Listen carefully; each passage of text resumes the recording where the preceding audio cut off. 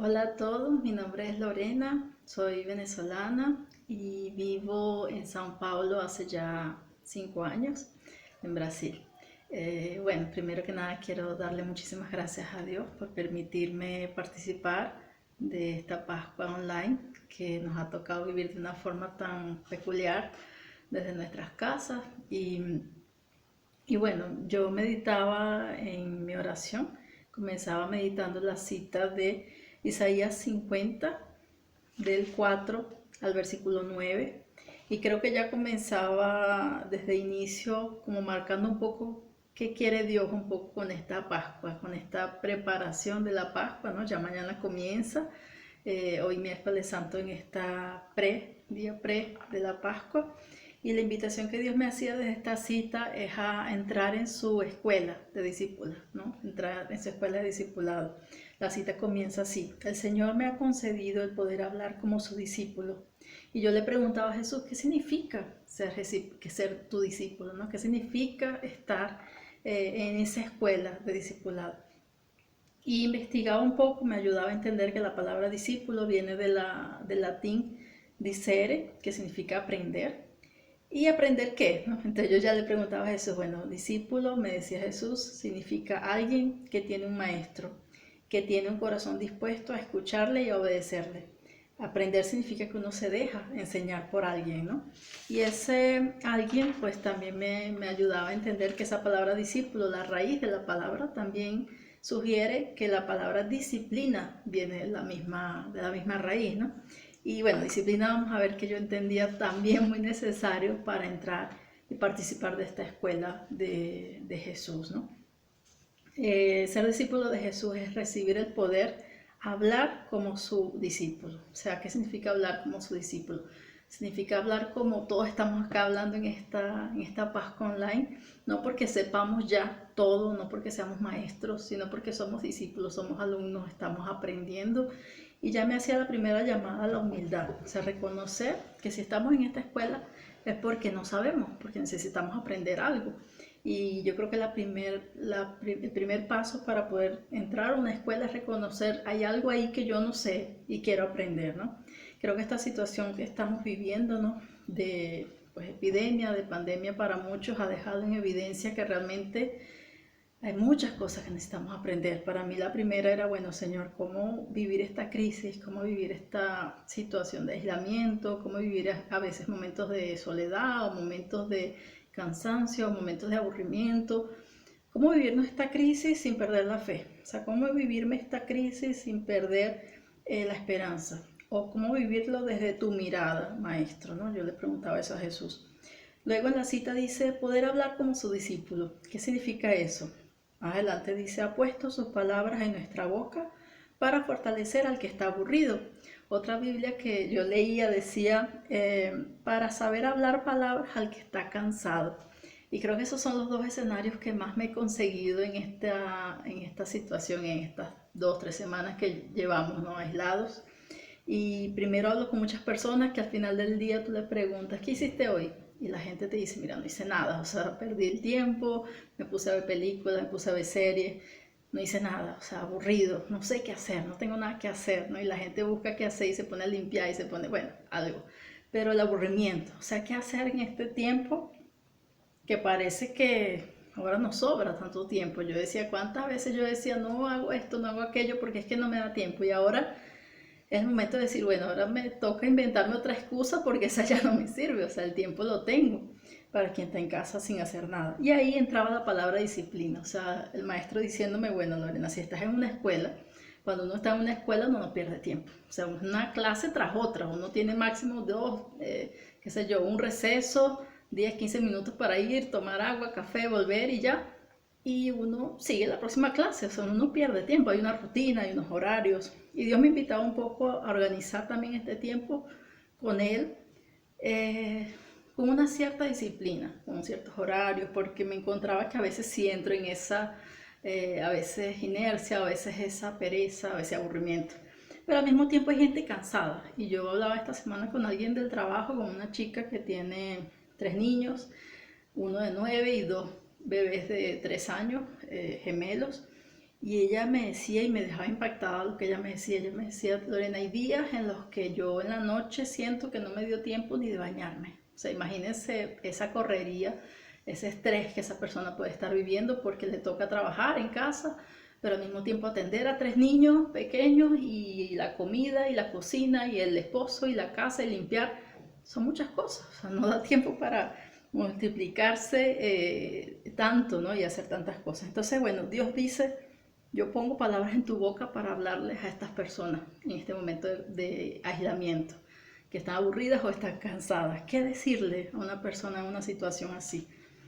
Otra cosa que decía en esa cita de Isaías 50 es, cada mañana Él despierta mi mente y lo escucho como lo hacen los discípulos. El Señor me ha abierto los oídos y yo no me resistí ni me eché atrás.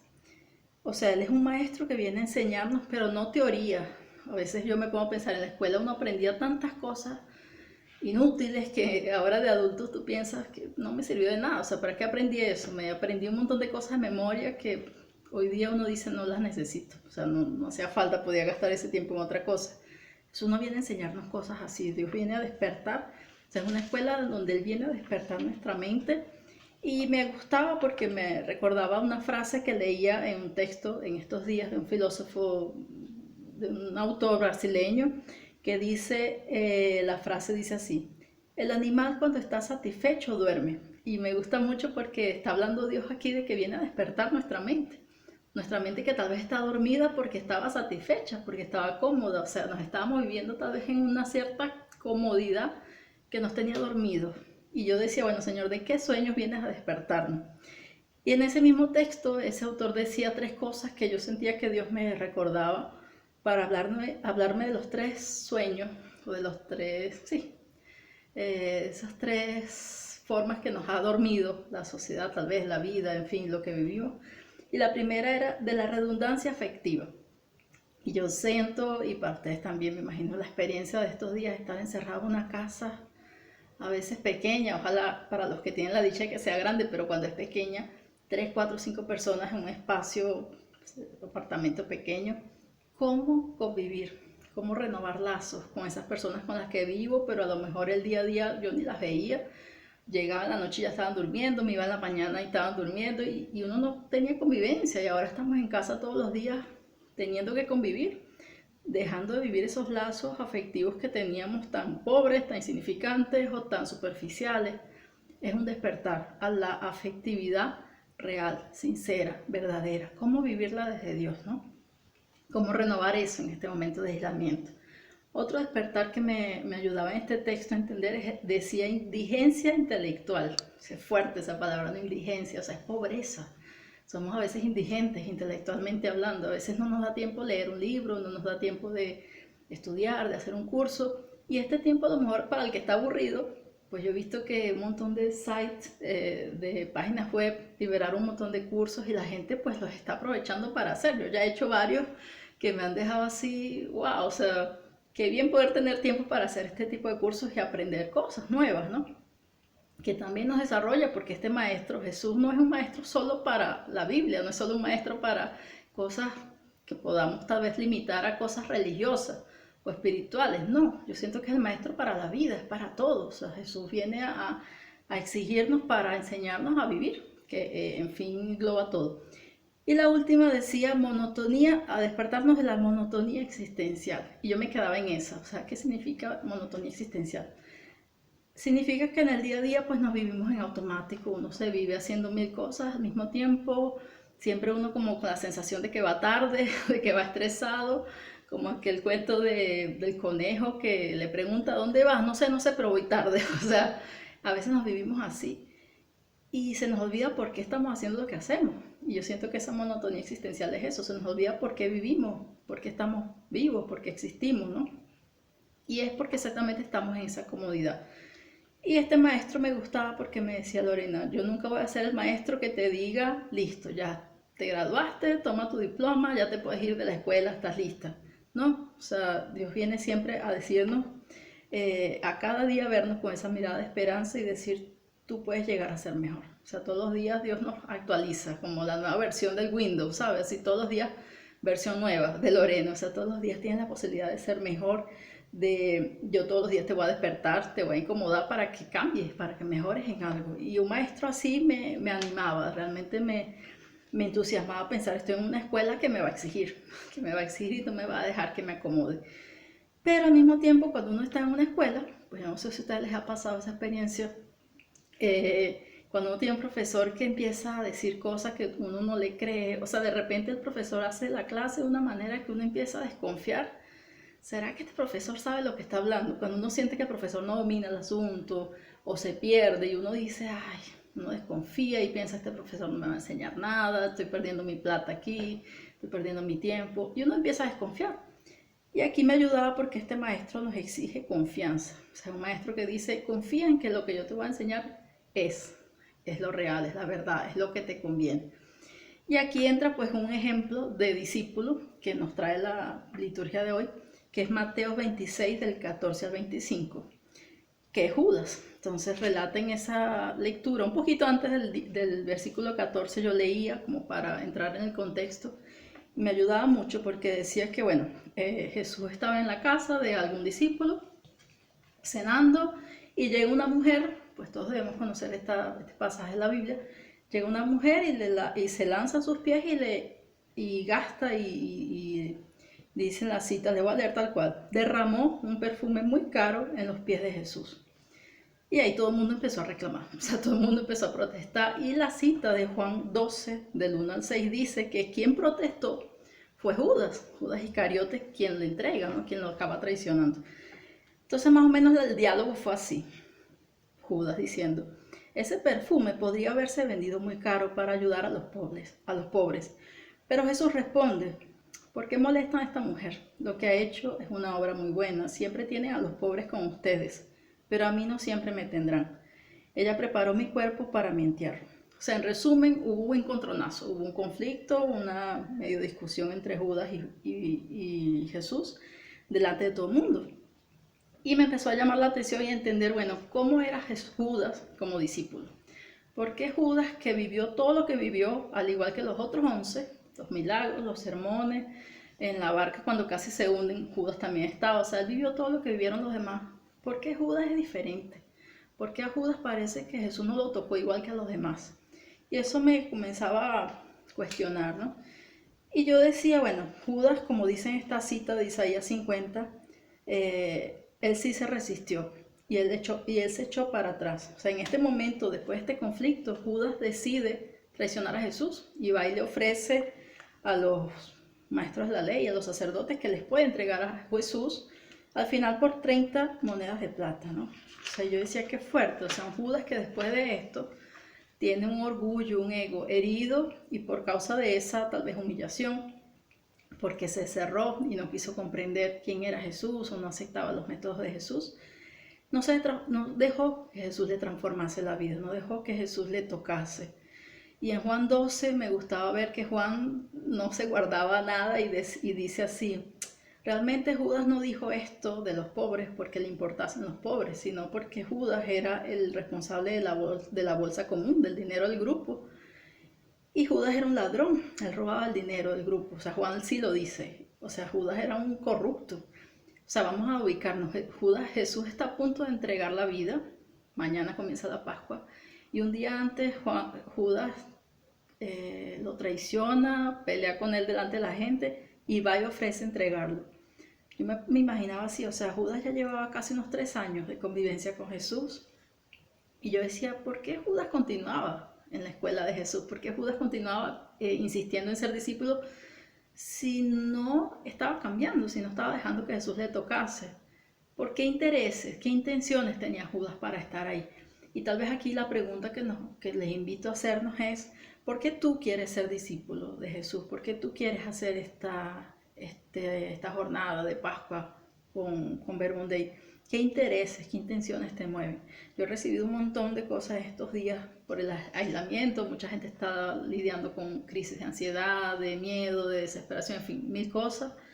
Y yo he visto muchas cosas muy buenas y me han mandado muchas cosas hasta de oración, meditaciones y tal, pero todas con el sentido de la intención para que estés mejor, para que tú estés bien. Y yo decía, ok, es bueno cuidarse, es bueno hacer cosas por nuestra salud mental, espiritual, es bueno. Pero yo después pensaba, bueno, si yo hago todo esto solo por mi bien, solo por mi propio interés y no pienso en más nadie, parece un poco egoísta también, ¿no creen? Y yo pensaba, Judas tal vez estaba en el grupo porque le convenía, por un interés egoísta, tal vez el dinero, la bolsa del grupo era bueno y él simplemente por eso seguía ahí. Y yo pensaba, o sea, este Judas que ya tenía tanto tiempo con Jesús y no permitió que Jesús le tocase, ¿no? Yo decía, esta situación de coronavirus, de aislamiento que estamos viviendo, para mí era muy fuerte pensar como Judas. Yo no quiero que mi vida pase, o sea, que esta cuarentena, que este aislamiento pase y yo termine igual. O sea, que no me toque, que no me cambie esta situación. Porque Jesús pasó por la vida de Judas y Judas no dejó que Jesús entrara, ¿no? Judas se resiste, no permite que el paso de la vida de Jesús por él haga diferencia y acaba traicionándole, ¿no? Judas se sentía tal vez defraudado por Jesús porque no se abrió, o sea, no se abrió a permitir que Jesús le mirase.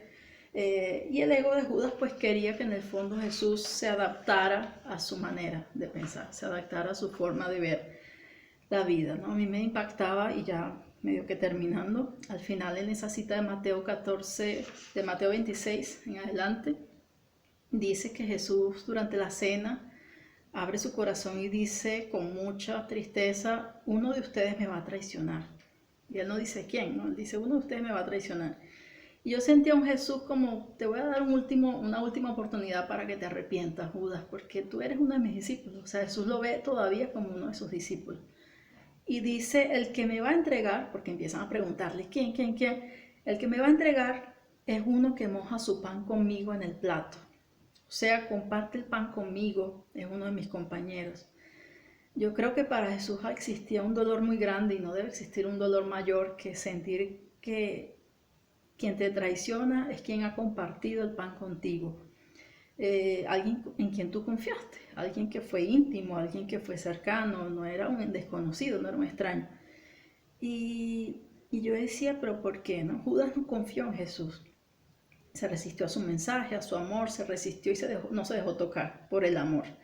Y era interesante porque yo decía, Jesús no violenta, Jesús no arrebata, no nos tumba la puerta, eh, no nos despierta de una manera rústica. O sea, mi hermano, yo recordaba que cuando mi hermano era pequeño y no quería ir a la escuela en la mañana, yo iba y le agarraba un vasito con agua y le echaba agua y lo despertaba. Yo decía, Jesús no va a venir a despertarnos, ¿no? Despertar nuestra mente, no va a venir a despertarnos de una manera así, violenta, rústica, con agua en la cara como yo le hacía a mi hermano.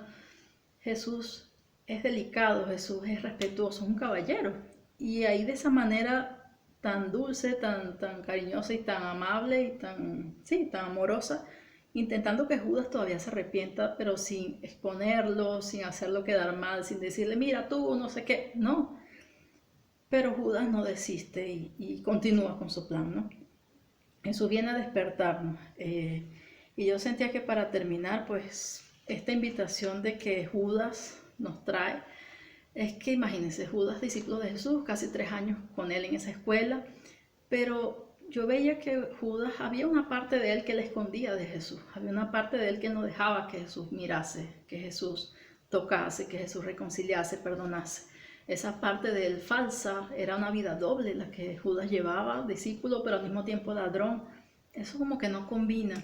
Y él no permite que Jesús lo mire por entero. Entonces para mí la invitación final para que entremos en esta Pascua es, Jesús nos invita a entrar enteros, a no esconderle nada, a permitirle que nos abra, o sea, que le abramos todas las puertas de nuestro corazón para que su palabra, para que su amor, su mirada pueda entrar, limpiar, transformar, lavar, todo lo que haga falta en nosotros. Y que podamos dejar que su amor, que su palabra y su mirada nos despierte la mente, el alma y el corazón. Entonces esa es mi invitación final, no permitamos que como Judas pues pase en vano estos días, pase en vano esta cuarentena, pase en vano este coronavirus y que al final regresemos como si nada hubiera pasado. Eso realmente ha sido un miedo y yo me gustaba ver que Jesús también tiene el mismo miedo. Brenda, yo no quiero que te quedes igual, yo no quiero que todo esto pase y tú sigas igual. Judas al final ya sabemos todos cómo termina, la culpa no lo deja vivir, se quita la vida y yo me imagino el arrepentimiento en Judas, pensar todo lo que yo viví con Jesús y yo no dejé, no aproveché la oportunidad de tener y de disfrutar del amor del Mesías. Entonces no permitamos que como Judas pase en vano estos días, esta Pascua, este montón de gente que nos va a predicar para que Jesús nos toque y que realmente pues la invitación final es que realmente la palabra y Jesús pueda despertarnos por dentro. Un abrazo a todos, pues deseo que todos puedan orar y se abran a la experiencia del amor de Dios.